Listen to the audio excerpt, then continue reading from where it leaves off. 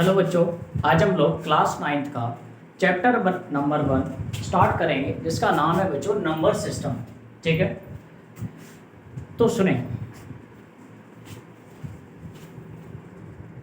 पहले तो आप सभी बच्चे ये बताएं, क्या आप लोगों तक मेरी आवाज़ पहुंच रही है या नहीं? हाँ या ना में जवाब दें।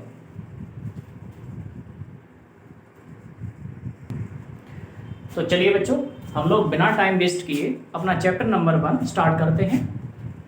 इस बेसिकली हम लोग इस वीडियो में क्या सीखेंगे वो सुनिए। सबसे पहले नंबर सिस्टम का हम क्लासिफिकेशन या फिर इसके बारे में बेसिक डेफिनेशन, बेसिक टर्म, इस चैप्टर में जो जो डेफिनेशन आएंगी मैं सारी एक एक करके आपको लिखा दे रहा हूँ। कौन कौन से नंबर यहाँ पर आपको पढ़ रहे हैं ये भी सारी चीज़ें मैं एक एक करके लिखाने वाला हूँ। ठीक है बच्चों, तो सबसे पहले ये जो नंबर सिस्टम है इसमें शुरुआत हुई डिजिट से। किससे शुरुआत हुई बच्चों? डिजिट से। आपने देखा होगा कि हमारे पास कितनी डिजिट होती हैं। ये जो डिजिट हैं ये 0 से स्टार्ट होती हैं और कहाँ तक जाती हैं बच्चों? 9 तक। 0 1 2 3 4 5 6 7 8 और 9। तो अगर बच्चों आपसे कोई ये पूछने लगे कि हमारे पास मैथ में टोटल कितनी डिजिट होती हैं, टोटल कितनी डिजिट होती हैं, तो सभी बच्चे हमारे आंसर देंगे कि टोटल कितनी डिजिट है बच्चों? 10। काउंट कर लीजिए, 1 2 3 4 5 6 7 8 9 और ये 10। तो अगर आपसे कोई बच्चा या कोई टीचर ये पूछे कि टोटल डिजिट कितनी होती है तो आप क्या जवाब दोगे? 10। अब इसके बाद डिजिट के बाद मैथ में एक नई चीज आई जिसका नाम पड़ा बच्चों नंबर्स। ये नंबर क्या है वो सुनो। एक बार फिर से मैं चेक कर ले रहा हूँ, आवाज़ आ रही है ना सबको? ठीक, सब क्लियर है, ऑल क्लियर हो गया। चलो देखो, नंबर की बात करते हैं। अब ये नंबर क्या होते हैं, नंबर कैसे बनते हैं वो सुनो। मान लीजिए मैंने क्या किया, एक डिजिट उठाई 1 और दूसरी डिजिट उठाई बेटा 0 और दोनों डिजिट को कंबाइन करके एक जगह पे लिख दिया। हमने क्या किया बच्चों? 1 उठाया, एक डिजिट उठाई 1, दूसरी डिजिट उठाई बच्चों 0 और दोनों डिजिट को कंबाइन करके एक जगह पे लिख दिया। और जब आप कंबाइन करके लिख दोगे तो ये बन जाएगा आपका नंबर। तो अगर मैं नंबर की डेफिनेशन लिखूं तो नंबर की डेफिनेशन क्या होगी बच्चों? कॉम्बिनेशन ऑफ 2 और more than 2 digit, more than ऐसे करके लिखिए बच्चों। कॉम्बिनेशन ऑफ 2 डिजिट और more than 2 digit, more than 2 digit. यानी कि जब 2 डिजिट या 2 से ज़्यादा डिजिट कंबाइन करके एक जगह पे लिख दी जाए तो वो बनता है आपका नंबर। जैसे अगर मैं आपसे कहूँ एक डिजिट उठाइए बच्चों 4 और दूसरी डिजिट उठाइए बच्चों 5 और एक डिजिट उठाइए बच्चों 6। अब आप देखेंगे ये मैंने 3 डिजिट ली और तीनों को एक जगह पे कंबाइन करके लिख दिया, तो ये जो बन गया आपका एक नंबर है। और इसको क्या पढ़ोगे? 456। तो ये आपके नंबर ऐसे बनते हैं। जब 2 डिजिट या 2 से ज़्यादा डिजिट को कंबाइन करोगे तो आपका क्या बनेगा बच्चों? नंबर। एक बात बताइए, क्या यहाँ तक आपको सारी चीज़ें समझ में आई या नहीं आई?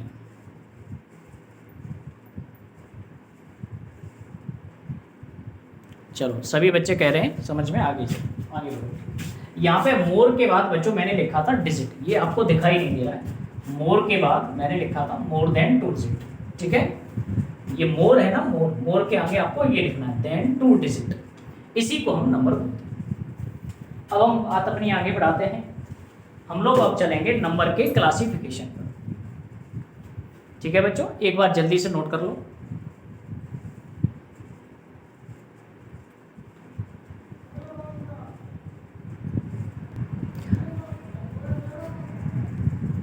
अब बच्चों हम लोग आगे बढ़ते हैं। नंबर के बाद हम लोग अब नंबर का क्लासिफिकेशन पढ़ते हैं कि नंबर को इन्होंने इस चैप्टर में कैसे कैसे डिवाइड कर रखा है और एक नया सिस्टम बना रखा है जिसको बोला गया है नंबर सिस्टम। अब हम बात करने जा रहे हैं बेटा नंबर। इन्होंने नंबर के साथ क्या किया, इन नंबर को 2 कैटेगरी में डिवाइड किया। सबसे पहला जो है वो है, इन्होंने कहा पहली कैटेगरी बनाई रियल नंबर। सबसे पहली कैटेगरी क्या बनाई बच्चों? रियल नंबर की। और दूसरी कैटेगरी क्या बनाई? इमेजिनरी नंबर की। सबसे पहली कैटेगरी क्या बनाई बच्चों? Real number. और दूसरे कैटेगरी बनाई इमेजिनरी नंबर। ठीक है, आई हो आपको यहां तक चीजें समझ में आई हो। तो नंबर को इन्होंने दो तरह से डिवाइड किया, पहला रियल नंबर और दूसरा आता है आपका इमेजिनरी नंबर। सबसे पहले मैं बात करूंगा रियल नंबर। सबसे पहले मैं किसकी बात करूंगा बच्चों? Real number. तो सबसे पहली हेडिंग लगाएंगे हम लोग रियल नंबर। देखिए बच्चों, ये इमेजिनरी नंबर में अभी आपको बताऊंगा, इतना आप जल्दी से नोट करें, साथ साथ नोट करते चलें। अब मैं बात करने जा रहा हूं रियल नंबर की। रियल नंबर, अगर मैं इसकी डेफिनेशन आपको बताऊं तो जब आप छोटे क्लास में थे 7th 8th में, तो यहाँ रियल नंबर की आपको डेफिनेशन लिखाई जाती है, ऐसे वो सभी number, the number which can represent on the number line. ऐसे वो सभी नंबर जिनको आप रियल नंबर लाइन पर रिप्रेजेंट कर पाओ, उनको हम बोलते हैं रियल नंबर। अब सर ये रियल नंबर लाइन क्या होती है वो सुनो। देखो पहले इस बात का मतलब सुनो, पहले मैं एक नंबर लाइन बता के समझा दे रहा हूं जिससे आप पहले समझ जाए। नंबर लाइन आपने देखी होगी जब आप छोटी क्लास में थे, तो एक लाइन होती थी जिसमें बीच में सेंटर पे होता था बच्चों 0, और राइट साइड पे सभी कैसे होते थे? प्लस वाली वैल्यू होती थी, और यहाँ लेफ्ट में होती थी माइनस वाली, माइनस का 1, माइनस का 2 और माइनस का 3। इसको बोलते हैं रियल नंबर लाइन। ठीक है, अब आपको ध्यान आ गया। तो ऐसे वो सभी नंबर जिनको आप इस नंबर लाइन पर रिप्रेजेंट कर सको, या इन नंबर लाइन पर आप बना सको, ढूंढ सको, उनको हम बोलेंगे रियल नंबर। क्या बोलोगे आप? Real number. अगर, लेकिन ये तो बच्चों डेफिनेशन जो है छोटे बच्चों वाली है, लेकिन अभी आप लोग कहाँ पर आ गए हो? 9th क्लास में। तो अब मैं आपको एक छोटी सी डेफिनेशन और लिखा रहा हूं। मान लीजिए ये कोई आपका बैग है। इस बैग में अगर मैं क्या करूं, जब इस दुनिया में जितने भी रैशनल नंबर हैं वो सभी के सभी रैशनल नंबर, और जितने भी इरेशनल नंबर हैं, इस दुनिया के जितने भी रैशनल नंबर हैं और जितने भी इरेशनल नंबर हैं, उन सबको अगर एक जगह इकट्ठा कर दें तो ये हमारा जो है ये बैग किसका बन जाएगा? हमारा रियल नंबर। ये बैग किसका बनेगा बच्चों? हमारा रियल नंबर। तो बेसिकली रियल नंबर की अगर दूसरी डेफिनेशन जानना चाहते हो तो वो क्या बनेगी? जब हम रैशनल नंबर के साथ इरेशनल नंबर को कंबाइन करते हैं तो बनता है आपका रियल नंबर। ठीक है बच्चों, तो आई होप यहां तक आपको समझ में आई होंगी सारी चीजें। ठीक है, एक बार जल्दी से इसे नोट कर लो।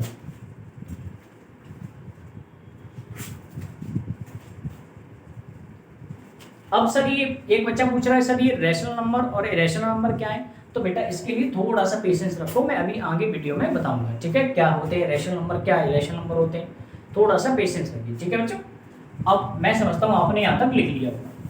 मैं अब इनके एग्जाम्पल और दे रहा हूँ। एग्जाम्पल देखें बच्चों, जितने भी प्लस वाले नंबर हैं जैसे 1 2 3 4 डॉट डॉट, ये सभी के सभी रियल नंबर में आएंगे। सर अगर इनके आगे माइनस लगा दिया जाए तो -1 -2 -3 -4, तो ये सभी नंबर भी क्या होंगे? आपके रियल नंबर की कैटेगरी में रखे जाएंगे। तो सर 0, क्या 0 रियल नंबर नहीं है? 0 बिल्कुल भी रियल नंबर है। Yes, it is real number. तो 0 को भी आप रियल नंबर की कैटेगरी में रखोगे। उसके बाद सर मान लीजिए अगर कोई नंबर डेसिमल में आ जाए 2.4 या माइनस का 3.4, तो अगर कोई नंबर डेसिमल में होता है, चाहे प्लस का हो चाहे माइनस का हो, तो भी वो क्या कहलाएगा बच्चों? Real number. अब एक बच्चा पूछेगा सर फ्रैक्शन में हो नंबर तो देखें, फ्रैक्शन में हो तो भी वो क्या होगा? रियल नंबर, चाहे प्लस का हो चाहे माइनस का हो, ये सभी वैल्यू क्या होंगी? आपकी रियल वैल्यू होंगी या रियल नंबर होंगी। एक बच्चा पूछ रहा था सर √2, क्या ये √2 आपका रियल नंबर की कैटेगरी में आएगा या नहीं आएगा। तो मैं उसको बता दूं बेटा, √2 होता है इरेशनल नंबर। क्या होता है? Irrational number. और मैंने अभी अभी बताया था कि जो इरेशनल नंबर होते हैं, जब ये इरेशनल नंबर होते हैं, ये इरेशनल नंबर मैंने एक आपको बैक समझाया था, देखो ध्यान करो। रैशनल नंबर में इरेशनल नंबर को जोड़ा था तो क्या बना था आपका? Real number. तो देखो रियल नंबर वाले ब्रैकेट के अंदर क्या इरेशनल नंबर आते हैं? तो आप कहोगे यस सर आते हैं। तो इसीलिए √2 जो है वो आपका एक रियल नंबर है। ठीक है, अब आगे बढ़ जाते हैं। रियल नंबर के बारे में इतनी जानकारी आपने देख ली। अब हम चलते हैं बच्चों इमेजिनरी नंबर।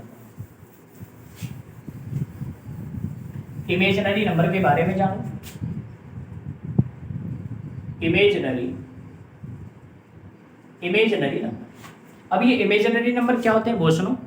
ऐसे वो सभी नंबर जिनको आप रियल नंबर लाइन पर रिप्रेजेंट नहीं कर पाओ उसको आप इमेजिनरी नंबर बोलोगे।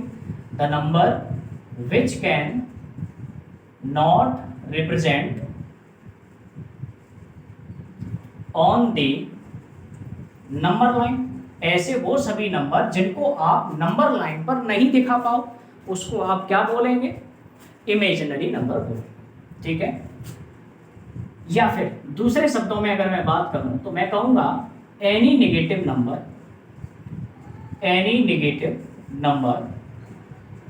Present in square root. इस बात का मतलब समझिए, मैं एक एग्जांपल से समझा रहा हूं। मान लीजिए आपने देखा होगा कहीं रूट के अंदर -1 आ जाए, या फिर आ जाए रूट के अंदर -2, या फिर आ जाए माइनस का अंडर रूट -23। अंडर रूट के अंदर क्या आ जाए बच्चों? -23। तो ये देख रहे हैं रूट के अंदर जब कभी भी माइनस का कोई वैल्यू होगी तो वो भी क्या कहलाएगी? आपकी इमेजिनरी नंबर। तो ये इमेजिनरी नंबर के एग्जाम्पल हैं। और सुनो, ये जो इमेजिनरी नंबर है आपके क्लास 9 के सिलेबस में सिर्फ आपको इतना ही जानना है कि इमेजिनरी नंबर होते क्या हैं। ठीक है, इसके ऊपर क्लास 11th में एक चैप्टर बना है, उसमें आप लोग डिटेल में पढ़ेंगे। इसको बोला जाता है कॉम्प्लेक्स नंबर। ठीक है बच्चों, अभी फिलहाल के लिए आप इतनी जानकारी रखें। अब हम लोग चलते हैं क्लासिफिकेशन ऑफ रियल नंबर की तरफ। हाँ, जल्दी से नोट करें इसे, बहुत जल्दी नोट करो बेटा। है चलो बच्चों, अब आगे बढ़ते हैं। अब हम लोग बात करने जा रहे हैं रियल नंबर के अंदर क्या क्या चीज़ें पढ़नी। क्लास 9th में केवल आपको रियल नंबर के बारे में जानना, 9th और 10th क्लास में इमेजिनरी नंबर के बारे में जितना जानना था मैं बता चुका हूँ। अब मैं रियल नंबर में सबसे पहले आपको बताऊंगा नेचुरल नंबर। किसको बताऊंगा मैं बच्चों? Natural number. ठीक है,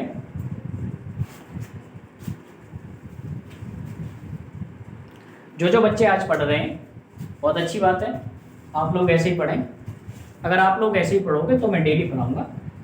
ठीक है, अब चलो बात करते हैं हम लोग नेचुरल नंबर की तरफ। सबसे पहले इन्हीं नेचुरल नंबर को हम लोग काउंटिंग नंबर की तरह से भी जानते हैं। काउंटिंग नंबर, नेचुरल नंबर को हम लोग काउंटिंग नंबर भी बोलते हैं। काउंटिंग नंबर क्या होती हैं? ऐसे वो नंबर जिनकी काउंटिंग आपने देखा हो जो 1 से स्टार्ट, 1 2 3 4 एंड सो ऑन, और ये कहाँ तक जाए बच्चों? Up to infinity. कहाँ तक जाए? Up to infinity. ध्यान रखें, इन्फिनिटी कोई नंबर नहीं होता है, इन्फिनिटी कोई नंबर नहीं होता है। ठीक है, तो नेचुरल नंबर की डेफिनेशन क्या बनी? नेचुरल नंबर ऐसे सभी नंबर जो 1 से स्टार्ट हों और कहाँ तक जाएं? अप टू इन्फिनिटी तक। ठीक है, ये बात समझ में आ गई होगी। एक बच्चा पूछ रहा है सर जीरो, क्या जीरो आपका एक नेचुरल नंबर होता है? तो आप कहेंगे बिल्कुल नहीं, जीरो एक नेचुरल नंबर नहीं होता। ठीक है बच्चों, इन्हीं नेचुरल नंबर को जब मैं एक जगह इकट्ठा करके लिख दूं, जैसे मैंने क्या किया, इन नेचुरल नंबर को 1 2 3 4 डॉट डॉट, इनको मैंने एक जगह इकट्ठा करके लिख दिया। तो एक जगह इकट्ठा करके लिख दिया तो उसमें आप क्या करेंगे? नेचुरल नंबर को कैपिटल एन से रिप्रेजेंट किया करोगे। किससे रिप्रेजेंट किया करोगे बच्चों? कैपिटल एन से। इतनी बातें नेचुरल नंबर के बारे में लिखो जल्दी से। और अगर आपके समझ में आ रहा है तो उसमें आप लिख दें यस सर समझ में आ रहा है, और नहीं समझ में आ रहा है कोई चीज़ तो उसमें लिख दो सर नो सर, और अपना डाउट लिख दो उसमें। ठीक है बच्चों, चलो अब मैं बात करता हूँ होल नंबर की तरफ।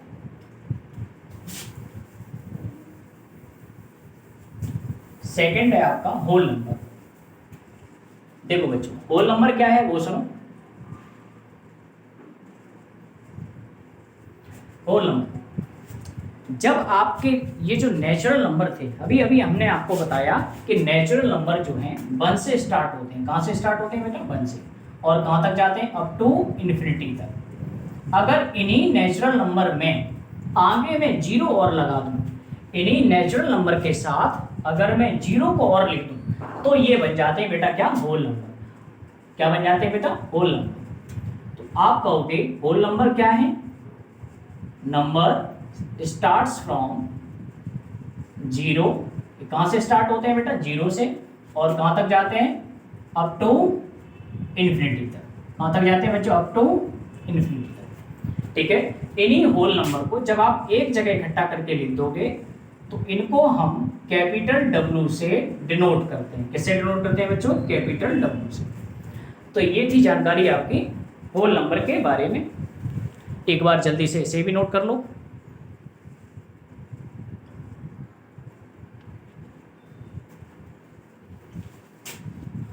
ठीक है बच्चों, अब आगे बढ़ते हैं। होल नंबर के बाद अब मैं आपको समझा रहा हूं इंटीजर। होल नंबर के बाद मैं क्या समझा रहा हूं बच्चों आपको? इंटीजर्स। ये इंटीजर क्या होते हैं, इसे बहुत ध्यान से समझें, क्योंकि इसी में बच्चे ज़्यादातर कन्फ्यूजन में पड़ते हैं। अब ये इंटीजर क्या होते हैं वो सुनो। इसकी मैं 3 छोटी छोटी बातें लिखा हूँ। इंटीजर, पहली बात, इट कैन बी पॉजिटिव। ये प्लस में भी होते हैं, कॉमा माइनस में भी होते हैं। ये जो इंटीजर हैं, प्लस वाली वैल्यू भी होती है इंटीजर, और माइनस वाली भी वैल्यू इंटीजर होती है। दूसरी बात, अभी पूरी बात कंप्लीट नहीं हुई मेरी। और इंटीजर जो है नॉट इन फ्रैक्शन, ये फ्रैक्शन में नहीं होते, ना ही फ्रैक्शन में होते हैं और ना ही किस में होते हैं बेटा? डेसिमल में। Not in fraction, not in decimal. तो इंटीजर होते कैसे हैं सर? तो इंटीजर होते हैं बेटा कंप्लीट नंबर। कैसे होते हैं बेटा? Complete number. इनका मैं एग्जांपल देके आपको समझा रहा हूं। जैसे मैंने आपसे कहा 1 2 3 4 डॉट, ये सभी प्लस वाली वैल्यू है। ये सभी कैसी वैल्यू है बेटा? प्लस वाली वैल्यू है। और ये 1 ये कंप्लीट है, ये 2 ये कंप्लीट वैल्यू है, ये 3 ये कंप्लीट वैल्यू। तो कंप्लीट है और साथ साथ में कैसी है? पॉजिटिव वैल्यू है। तो ये सभी क्या होंगे? आपके इंटीजर होंगे। दूसरी बात, -1 -2 -3 -4 डॉट। माइनस वाले हों तो भी चलेगा। देखो, it can be positive can be negative. Minus वाले हों तो भी दिक्कत नहीं है। लेकिन अगर एक बच्चे ने एक बच्चा कह रहा है सर 3.1 क्या ये इंटीजर है? तो जरा चेक करो। देखो, हमने यहाँ पे कहा है नॉट इन डेसिमल। इंटीजर जो है वो डेसिमल में नहीं होते, तो 3.1 आपका इंटीजर नहीं। इंटीजर होने के लिए कैसा नंबर होना बहुत जरूरी है? Complete number. कंप्लीट नंबर का मतलब है एकदम उसमें ना तो डेसिमल हो ना कुछ फ्रैक्शन में हो, किसी में भी नहीं होना चाहिए। तो डेसिमल में नहीं होना चाहिए सर। तो फ्रैक्शन में 1/2 देखो ये फ्रैक्शन में है और फ्रैक्शन में भी इंटीजर नहीं होते। ठीक है, तो 1/2 भी आपका जो है इंटीजर नहीं हुआ। तो सर एक बात बताइए, 4/2 क्या ये इंटीजर होगा? हाँ, ये इंटीजर होगा। क्यों? ये सॉल्व हो सकता है बेटा। 2 से काटो कितनी बार जाएगा? 2 बार। और एक आंसर आ गया इसका कंप्लीट, 2 आ चुका है। और 2 ये क्या है बेटा? कंप्लीट वैल्यू है, इसलिए ये इंटीजर है। अब एक बच्चा पूछ रहा है सर ऐसे लिखा हो कहीं 3.0, तो बेटा पॉइंट के बाद अगर सिंगल जीरो लिखा है तो इसका कोई मतलब नहीं होता है। ये इसका भी मतलब है 3, और 3 ये क्या है? कंप्लीट नंबर है, इसलिए ये इंटीजर है। अब ये बातें आपको यहाँ तक समझ में आ गई। अब एक बच्चे ने पूछा कि सर जीरो क्या है? जीरो के बारे में बताइए। तो मैं ये हटा दे रहा हूँ बच्चों, जीरो के बारे में आपको बता रहा हूँ। जीरो के बारे में सुनो। जीरो जो है आपका, ये भी एक इंटीजर है। जीरो भी क्या है बेटा? एक इंटीजर है। सर अगर ये इंटीजर है तो ये प्लस वाला है या माइनस वाला? तो आप कहोगे ना तो ये प्लस वाला है, neither positive comma nor negative. ना तो ये नेगेटिव का है ना ही ये पॉजिटिव का है। सर अगर ऐसा भी कोई नंबर होता है जो ना तो प्लस का हो ना माइनस का हो? हाँ बिल्कुल। और ऐसे नंबर को मैथ में बोलते हैं it is neutral. It is neutral. Neutral का मतलब है ना तो प्लस का ना ही माइनस का, ना तो प्लस का होगा और ना ही माइनस का होगा। ये सारी बातें थी बेटा इंटीजर की। किसकी बातें थी बेटा? इंटीजर। अब बताइए, यहाँ तक आपको कोई दिक्कत हो तो मुझे बताओ। ठीक है, सभी लोग कह रहे हैं कोई दिक्कत नहीं है, आगे बढ़ो। ठीक है बेटा, इंटीजर के बाद अब मैं चलता हूं इवन और ऑड की तरफ। इंटीजर के बाद मैं चलता हूं बेटा कहाँ, इवन और ऑड। एक तरफ मैं इवन नंबर बताऊंगा बच्चों, और एक तरफ मैं आपको समझाऊंगा ऑड नंबर। इवन नंबर तो आपने बचपन में पढ़े होंगे, ऐसे नंबर जिनमें 2 का डिवाइड जाए, नंबर डिविजिबल बाई 2, ऐसे वो सभी नंबर जिनमें 2 का डिवाइड चला जाए उसको आप किसकी कैटेगरी में रखोगे, इवन नंबर की।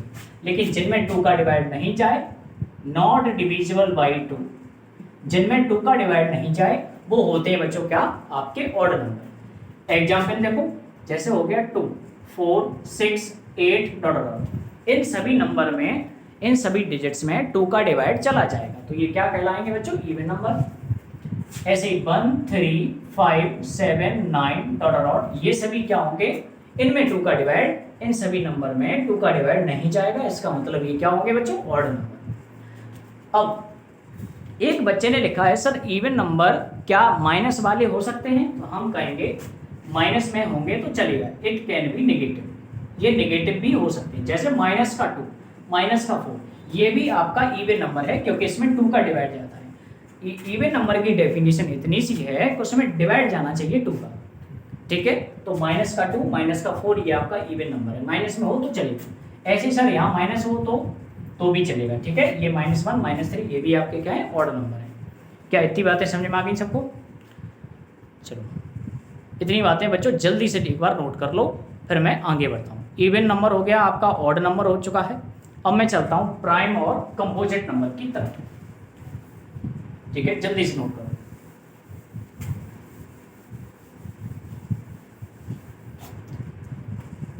प्राइम नंबर और कंपोजिट नंबर। ठीक है, प्राइम नंबर क्या होते हैं वो सुनो। ऐसे वो सभी नंबर जिनके कितने फैक्टर हो, एग्जैक्टली 2 फैक्टर। एग्जैक्टली कितने फैक्टर हो, 2 फैक्टर। और कंपोजिट नंबर क्या होते हैं, जिनके more than 2 factor, more than 2 factor. जैसे एग्जैक्टली 2 फैक्टर का मतलब है या तो वो नंबर खुद से कटे या 1 से कटे, या तो वो नंबर 1 से कटने चाहिए या वो नंबर खुद से कटने चाहिए, ऐसे नंबर को हम बोलेंगे प्राइम नंबर। जैसे हमने कहा 2, ये 2 जो है इसमें या तो 1 का डिवाइड जाएगा या तो 2 का डिवाइड जाएगा। तो इसके कितने टोटल फैक्टर हुए बेटा, 1, 2 फैक्टर हुए, और 2 फैक्टर वाले को क्या बोलते हैं, प्राइम नंबर। जैसे हमने कहा 3 देखो, या तो 3 1 से कटेगा या 1 का डिवाइड इसमें जाएगा, या फिर खुद की टेबल का डिवाइड इसमें जाएगा, खुद से ये डिवाइड होगा। तो इसके टोटल कितने फैक्टर हुए, 1 और 2 फैक्टर हुए, इसका मतलब है ये प्राइम नंबर।